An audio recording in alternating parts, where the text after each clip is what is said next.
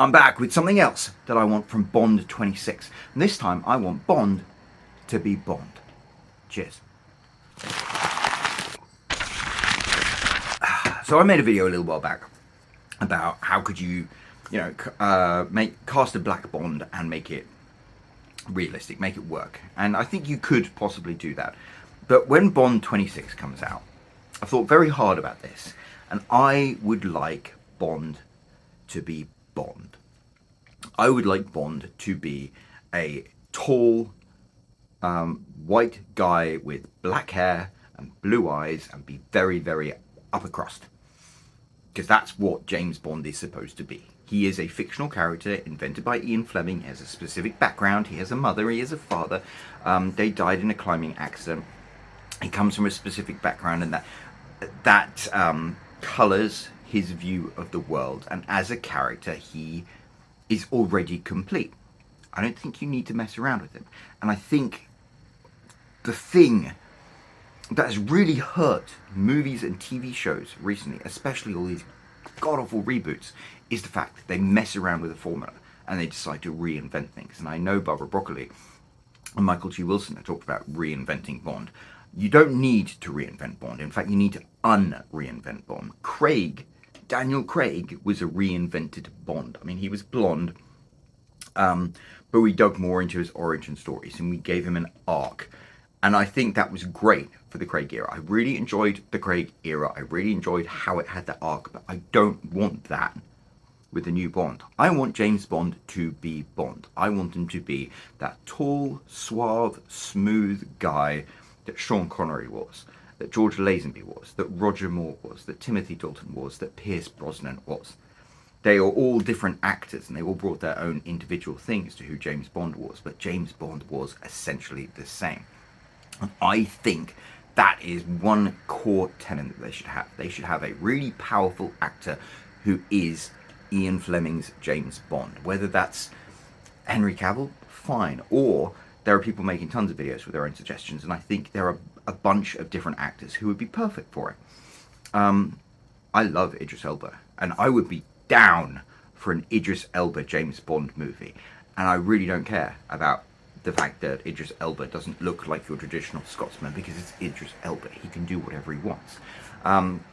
You could make a James Bond movie in which James Bond is black and explain it in canon by, like, Monique Delacroix, his mother. Maybe she was black. Maybe she was from North Africa, or maybe she was from a French colony in the Caribbean and then moved to Switzerland then, and that's why she has the French origin. There are ways you could do it. I just don't think you should. I don't think you need to.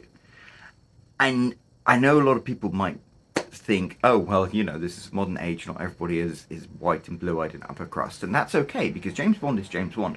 Where you can bring in the diversity and the representation that I think you need is by having an ensemble cast of characters that surround James Bond. They started to do this really effectively in the Craig movies, when you had Judi Dench's M, and then Ralph Fiennes' M. You had Miss Moneypenny, she was fantastic. You had Q, he was brilliant. You had Bill Tanner. Like, you had this little ensemble there. And Miss Moneypenny being black, nobody even bats an eyelid. Felix Leiter being black, nobody bats an eyelid. These ensemble characters give you the opportunity to have diversity and representation and experiment things. And James Bond should be in there consistently.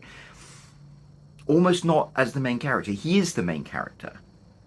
And the stories, the films, should follow him as the main character in the way James Bond movies traditionally have. Except what you can do is do interesting things. Not even with his ensemble cast, but with the other characters he meets. Every James Bond movie needs a bad guy. Every James Bond movie needs the bad guy's henchman. Every James Bond movie needs two Bond girls. The Bond girl he ends up with and the Bond girl who dies horribly. You need different characters that he runs into. All of these characters are the ones you can make interesting and diverse and new and original. Keep James Bond who James Bond's meant to be, and create this amazing, diverse, representative world around him. And you have complete freedom to do that. That's something I don't think people appreciate.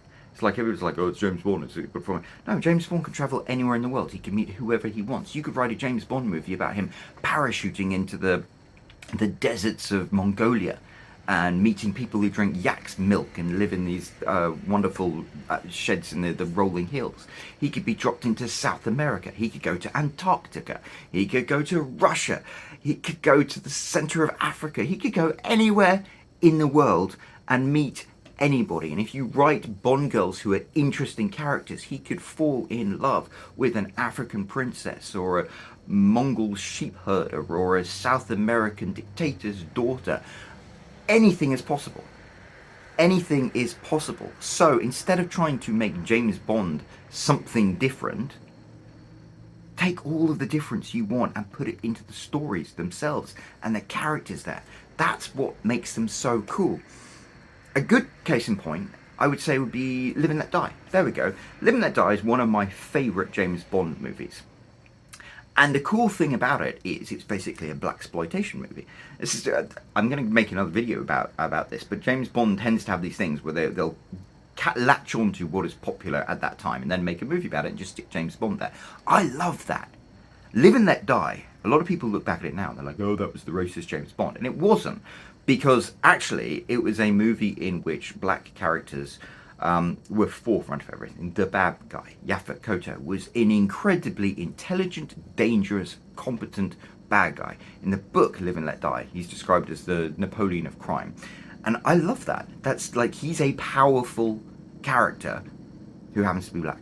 And then his henchmen are there's there's actually legitimately scariest henchmen in all of the James Bond movies.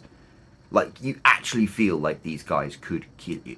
Whether it's Whisper, whether it's Baron Samedi, whether it's the guy with a hook for his hand. They are scary bad guys and they look like they could mess you up.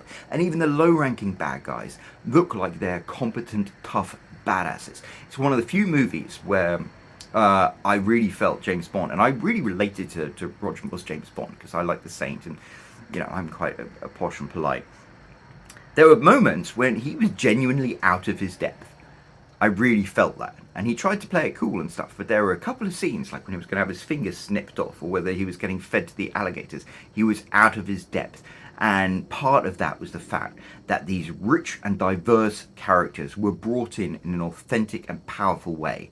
They weren't just like pandering. It was like, and the movie itself, like, they had the Black Stuntmen's Guild of America did all these amazing stunts, and some of the stunts in Live and Let Die are like the best in the series. It was a movie that I would argue empowered black people rather than became racist as we look back at it now. And James Bond was literally out of his depth, and I liked that. I thought that worked really, really well. So, long story short, keep James Bond who James Bond is meant to be. Black hair, blue eyes, pale, posh, Scottish, not pale, tanned, you know, like Sean Connery, Pierce Brosnan, Henry Cavill would be brilliant. I know you could have Tom Hiddleston. There are all sorts of people you could have, but make sure they are James Bond as Ian Fleming described him.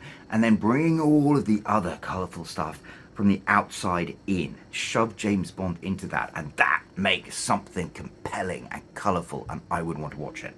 So there, keep James Bond as James Bond. That's what I want from Bond 26. I'll come up with something else again tomorrow. I'm Roland Hume. I've sold 67,000 copies of my books. If you want to find out how I did it, I've got a link right here you can click. And otherwise, don't forget to subscribe. I've got more videos coming soon. Thank you.